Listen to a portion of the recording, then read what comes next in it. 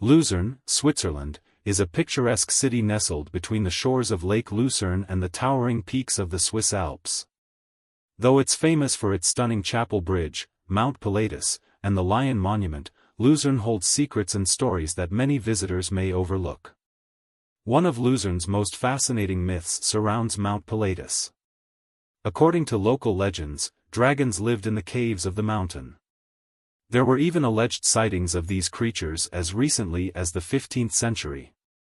The most famous tale tells of a farmer who encountered a dragon crashing into the mountainside, leaving behind a healing stone known as the Dragon Stone. Pilatus remains shrouded in mythical lore, and some say that the dragons still protect the area. Luzern's name itself tells an intriguing story. It derives from the Latin word luceria, which refers to the light or lantern. Legend has it that a small light led early settlers to the shores of Lake Lucerne, guiding them through the misty darkness to safety. This magical moment of finding refuge by the glow of the mysterious light shaped the future of the city, making it a beacon of culture and beauty. However, one of the lesser-known curiosities lies in the city's 17th-century water tower, part of the iconic chapel bridge. Although most visitors marvel at the flowers and historical paintings, few realize the tower once served as a medieval prison and even a torture chamber. Beneath the serene exterior of Luzern lies a darker history, where political prisoners were held captive and, according to local lore, some never escaped. In contrast to this shadowy past, Luzern is also home to one of Europe's earliest tourist attractions, dating back to the early 1800s. Before the city became a hotspot for modern tourists, it was a place of pilgrimage. Visitors would flock to the famous Glacier Garden, a place that holds the remnants of a prehistoric ice age.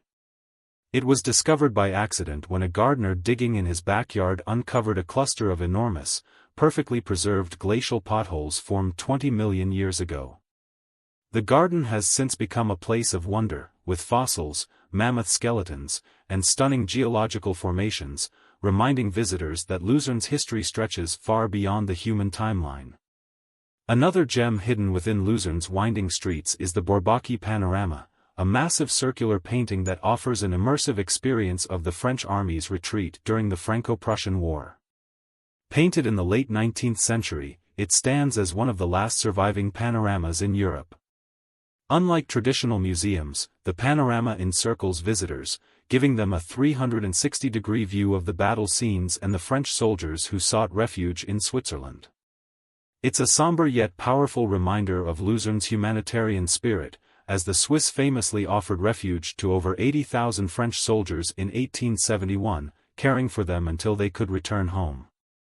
The Lion Monument, which commemorates the Swiss Guards who died during the French Revolution, is one of Luzern's most famous landmarks. What's less known is that the monument contains a hidden protest.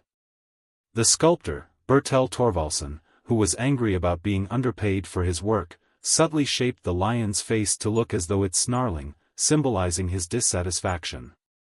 There's also a more playful side to Luzern. The old town is dotted with whimsical sculptures and fountains, some of which seem to have stepped out of a fairy tale.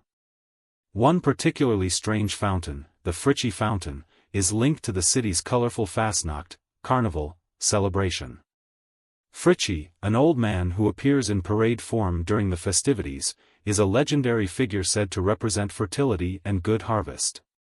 The locals celebrate Fastnacht with elaborate masks and costumes, turning the town into a burst of color and mischief every year before Lent. Luzern was one of the first cities in Europe to embrace tourism as an industry, attracting famous figures like Queen Victoria and Mark Twain in the 19th century. Mark Twain even wrote about his travels to the region in his book A Tramp Abroad. The city's early embrace of tourism helped it grow into the popular destination it is today. Luzern is full of surprises waiting to be uncovered by the curious traveler.